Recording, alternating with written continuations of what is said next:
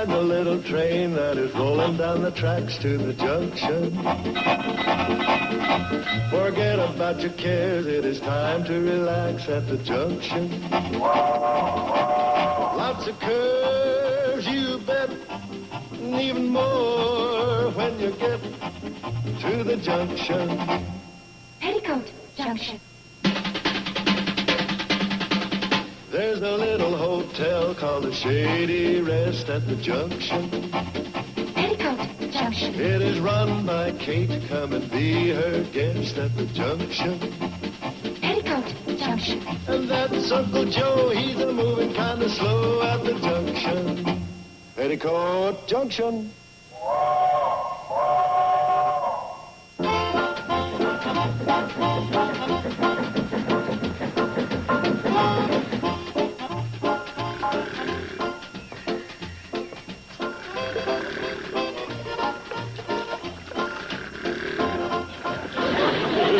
I can't do it. It's too nice a day. Hi, Steve. Hi, Mrs. Bradley. You know Billie Jo's ready? Cannonball should be here any minute. But she'll be right out. She's making some sandwiches. Floyd and Charley dropping you off, huh? At Willow Creek. Ah, Willow Creek. That was a romantic spot even in my time. Well, we're just going for the fishing. Oh, of course. But I'm still planning on pot roast for dinner. I'm all ready. Bye, Mom. Bye, dear. I'll say goodbye for you. We better go. Steve. Want to take your pole? Bye, kids. Have a wonderful day. All right. I said it's a wonderful day. Yeah, so it is. You know what, Kate? I think I'll just relax for a change and enjoy it. Why don't you do that, Uncle Joe? Greetings, all. Sure clouded up in a hurry. Homer? Why are you here this time? You'll learn soon enough, Mrs. Bradley, when I call my special meeting. What are you up to? Must I always be up to something? Is that my fate? Always to be suspect in this beautiful little place that I consider my home away from home. Where are you going? To get a putty knife and scrape some of this stuff off the wall. Homer, this is too nice a day to have anything but warmth and compassion for your fellow man. So what are you up to? To think that I came here, among other things, to share a personal triumph. Your personal triumph? That's right, Mrs. Bradley. You'll be happy to hear that I am this year's recipient of the CNFW's highest honor, the Good Guy Award.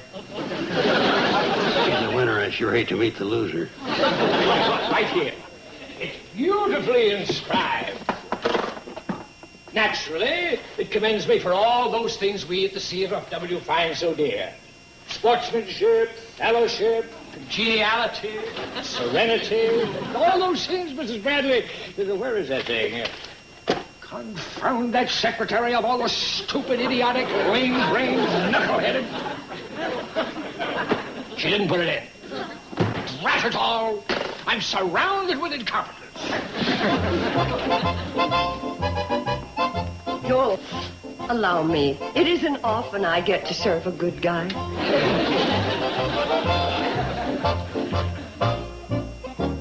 And this meeting will now come to order. Oh, come in, come in. Sit down, sit down. Make yourselves at home. This is our home. That's a figure of speech, Mrs. Bradley, figure of speech. Ladies and gentlemen, the CNFW Railroad has decided to take a major step in assuring you people of this beautiful little valley of the best possible rail service, and has therefore vested in me the authority of selecting a general manager in charge of the Cannonball. That's great. I have therefore convened this meeting in order to make an official announcement. Will Mr. Charles Pratt please stand? Well,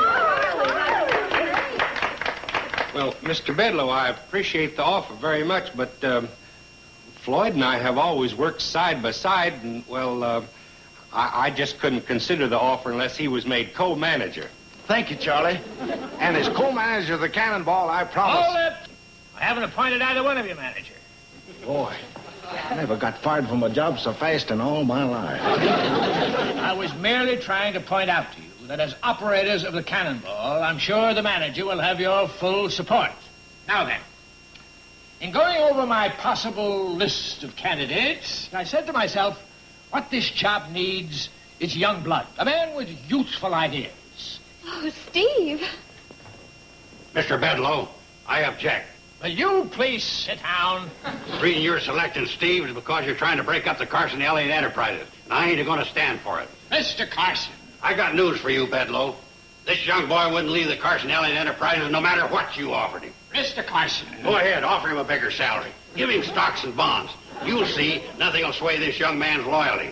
Carson Elliott Enterprises are going to last forever. Are you through, Mr. Carson? Yeah, I'm through. All right. I therefore announce that the new general manager in charge of the Cannonball operations is Mr. Joe Carson.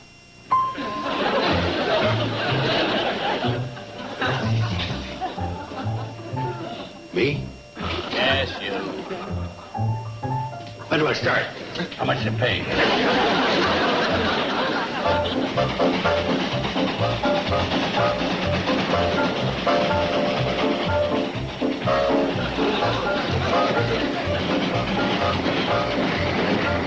So the new general manager's economizing, huh? Boy, oh boy, oh boy, oh boy. That bad, huh? You know what he said? He says, boys, you can do better than burning 72 pieces of cardwood between Pixley and Hooterville. I'd like to see you cut it down to 58. And do you know how he wanted us to cut it down? By coasting. Both ways. Kate, it don't take no Einstein to figure out that when you're making a round trip, one way is downhill, the other's got to be up. I figured that out right off. Oh, there you are, men. You got 3 minutes to get back on the Cannonball and get up steam. But just a minute, they haven't even finished their coffee and donuts yet. I'm cutting out coffee breaks. Coffee breaks are the ruination of the management class. Mr. Bedloe, may we speak to you, please? Certainly, ma'am, certainly. Uncle Joe, what's got into you? Just trying to do a good job as general manager. Seems to me you're doing a better job of alienating two friends. Now, save your breath, men. I won't listen to one more word against my general manager. Whatever he says goes. I'll back him up all the way. We stand together. Right, J.C.? Yeah, right, H.B. Oh, boy, oh, boy, oh, boy. Hey, that's just what I was saying. Come on, FS. Right with you, CP. Bye from KB.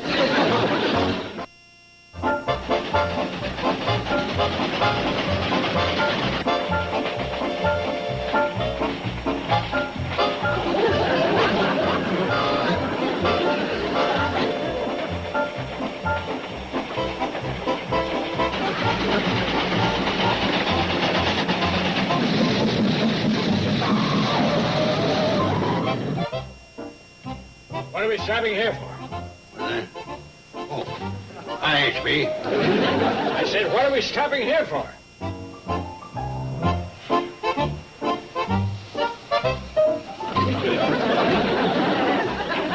Right in the middle of a bridge. Oh, that's Willow Creek. Boys are probably fishing. Fishing? Yeah, they catch a nice mess of trout. Charlie fillets them. Floyd fries them on the firebox. By the time we get into Hooterville, we got a mouth-watering, finger-licking treat. J.C., we're supposed to be running a railroad. Oh, that's right. I'll handle this, H.B.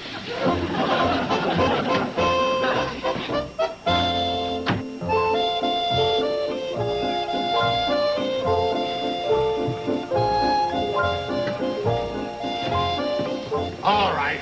What is this, a train or a fishing barge? Shh, I got a bite. Oh, sorry.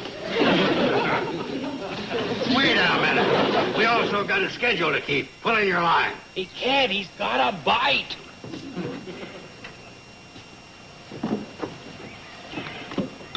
Now he ain't. Joe Carson. I never saw the day. Look, I got a railroad to run. Now hit that throttle. All right, Floyd. Anyway, we got enough for you and me.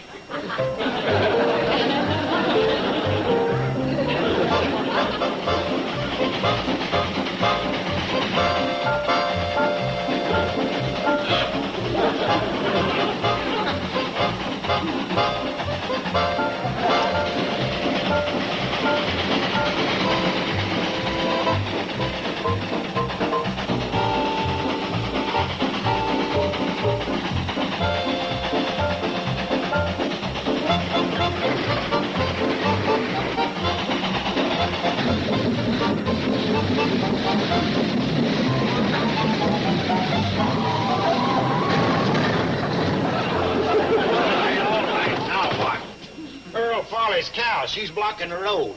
Well, give her the whistle. Why give her a whistle? She's already got horns. I guess general managers don't like jokes. What I want is action. Give her the whistle. Joe, she's grazing. You give her the whistle now, she'll get all bothered, and she won't give out come milking time. What do you expect me to do? Well, why not follow regular procedures? What's that? Well, you get out the checkerboard, play 4 or 5 games. First thing you know, you look out there and the cow's gone. I ain't holding up the cannonball for no checker game. That ought to do it.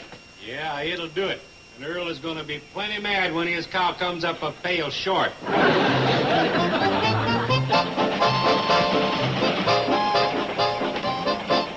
Everything all right, J.C.? Huh?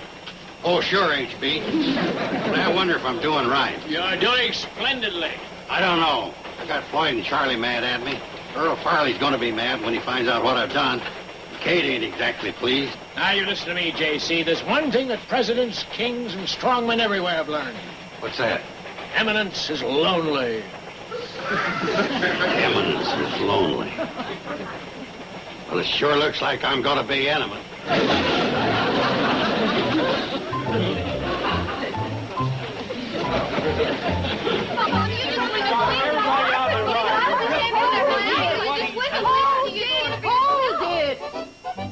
Now, let's have this joyous news one at a time.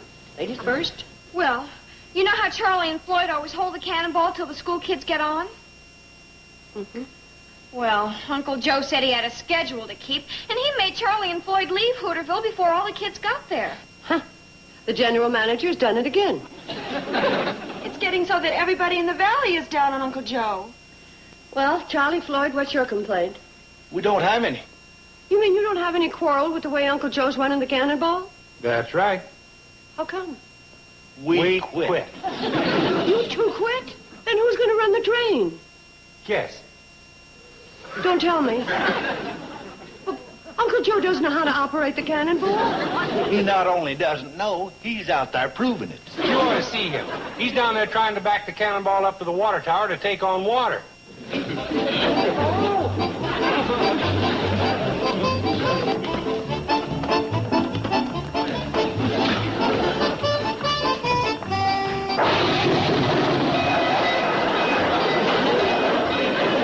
There she goes. Sort of like watching my wife running off with my best friend. If I had a wife and a best friend.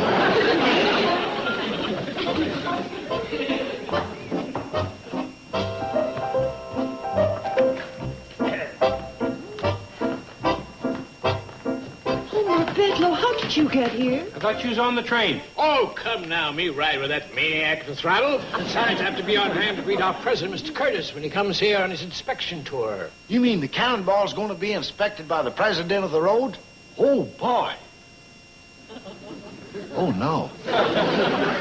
So now the last piece has finally fallen into place. You know, Homer Bedloe, you have no shame. Oh, I have a little, but fortunately I'm able to rise above it. Now, if you'll excuse me, I have to go up and freshen up for our president's visit. Bum, bum, ba, bum, ba, bum. Listen to him. He's so happy he's humming his theme song. Mom, what's going to happen to the cannonball? With everybody in the valley mad at it and Charlie and Floyd not even running it, what'll Mr. Curtis do? Shut it down if Homer Bedloe gets his way, but not if we get ours. Now, boys, when Uncle Joe gets back from this return trip, I want you to rush down and take over the cannonball. We can't do that, Kate. We quit. Yeah, and while we was quitting, we was fired. By whom? By His Eminence J.C., the GM. It's the only way to save the cannonball. You gotta go down, take it over, run it into Hooterville, pick up Mr. Curtis, and act like nothing is wrong. I don't know about taking over. You know Joe. Oh, well, Uncle Joe may have his faults, but you can reason with him. And so, okay, manhandle him and take over the train.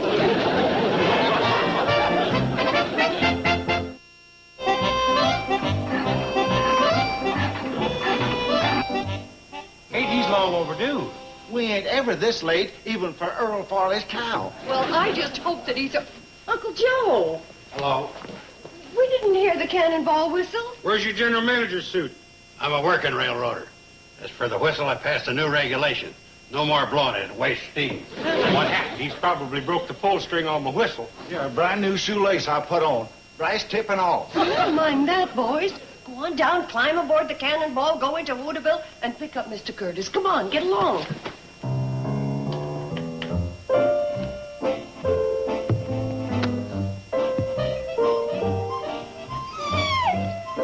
Oh, that ain't necessary. You don't need to come around and give me sympathy. I brought this whole thing on myself, acting the big shot general manager. Must have set a record for making enemies. Ain't got a friend left between Hooterville and Pixley. When I got through working on my two-legged friends, I started on my four-legged ones. You gotta be real ornery to get cows sore at you.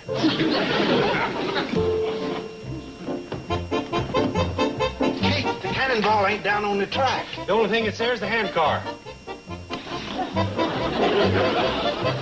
I'll sneak out the back. That way it'll be best for Kate and the girls. Well, we've had our differences, but if it's all right with you, I just as soon let bygones be bygones, okay? Oh, cut out the mushy stuff. Tough enough leaving the way it is.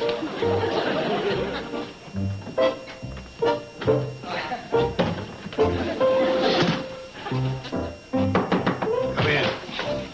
Uncle Joe, where's the Cannonball? The Cannonball? It's in the Pixley Depot. You mean at the Pixley Depot? No, in the Pixley Depot. I couldn't stop her at the end of the line. Boys!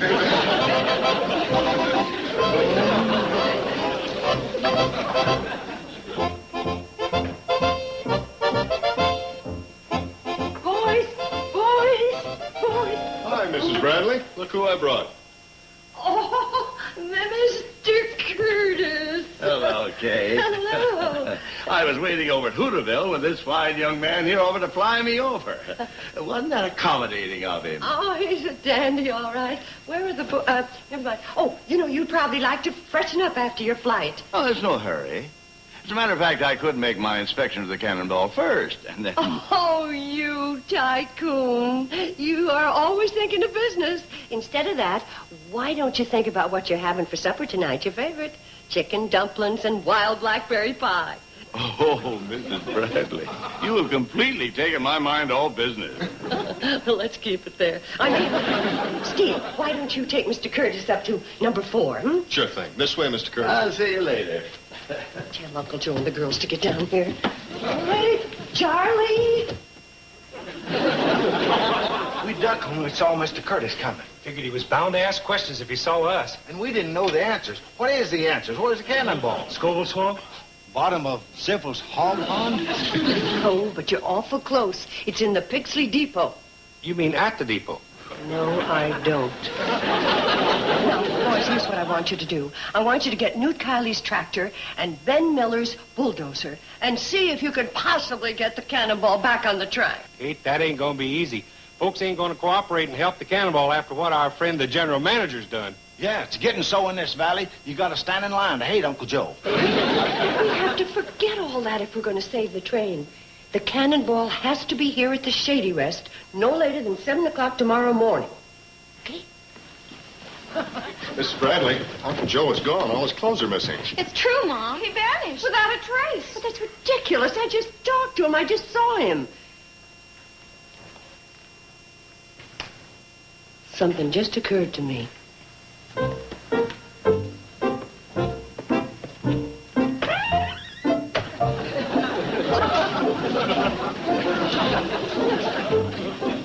You didn't think he'd run away on an empty stomach, did you? Wonderful dinner, Mrs. Bradley. Wonderful dinner. Thank you, Mr. Curtis. And see, how about taking an after-dinner run on the Cannonball, huh? Ah, there he goes, thinking of business again. Mrs. Bradley is right, Bedloe. Now, let's forget business. Yes, but I just thought... I'm enjoying myself with these people. I always do. I'm worried about the Cannonball. I think we should investigate. Cannonball's been running for years. Waiting one more day won't matter. But while we're not doing anything... Say, Mr. Curtis, how would you like to sing some old songs like you did the last time you were here? Fine. I would really like that. Oh, wonderful girl. Steve, come in here. And we have a wonderful surprise for you. A fine baritone. Well, fine, fine. And what would you like to sing? Well, how about Oralee? Remember that? Oh, you're right. You're And right. Bedloe, if you are going to pout on key. As the blackbird in the spring neath the willow tree sat and piped, I heard him singing Oralee. Oralee, Oralee, made with golden hair. So I thought I told you to stay in your room. Because the president of the CNFW is here, that's why. That's all the more reason the general manager of the Cannonball should meet with him. What are you going to tell him when he asks about the Cannonball? That's all the more reason I should stay in my room. Until Mr. Curtis leaves in the morning. Say, don't forget my breakfast. I want ham and eggs, hot cakes. How can you think of food at a time like this? That just shows I got the making of a real executive. Don't get ruffled in times of crisis.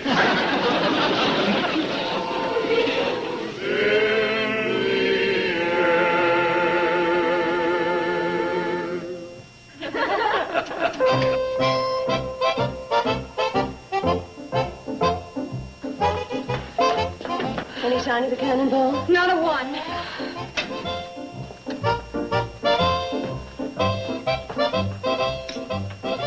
More coffee? No thanks. No, we'd better be getting on our way. How about some more blueberry muffins? Well, I don't mind if I do. I can have them later on the train.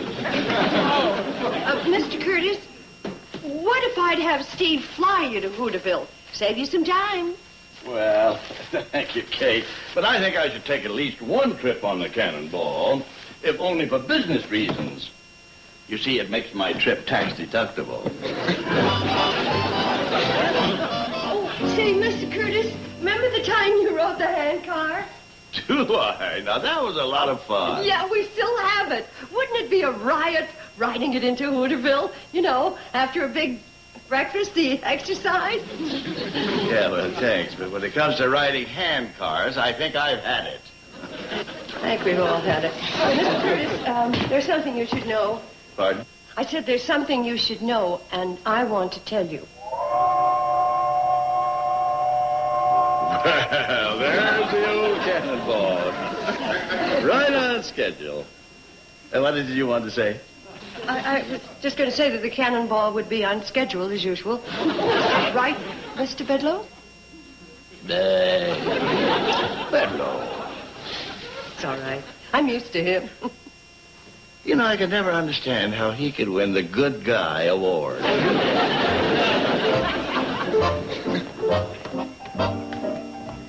Well, there she is, just as I remember. You know, Mrs. Bradley, that's what I like about your little valley. Things never change. It goes serenely on, day after day. That's right. Serenely on, day after day. Goodbye, Kate. Goodbye, Mr. Curtis. Mrs. Bradley. Mr. Bedloe. As general manager, I got to go down and dispatch her. Dispatch what? Steve's plane. He's going on a crop dusting job.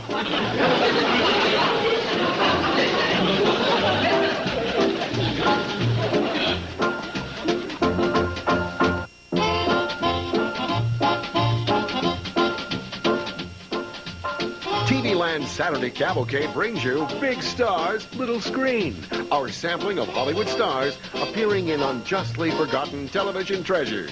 This Saturday, tune in for Patrick Swayze, Red Fox, and Rock Hudson in 3 rarely seen programs, starting at 12 noon Eastern, 9 Pacific, only on Nick at Night's TV Land.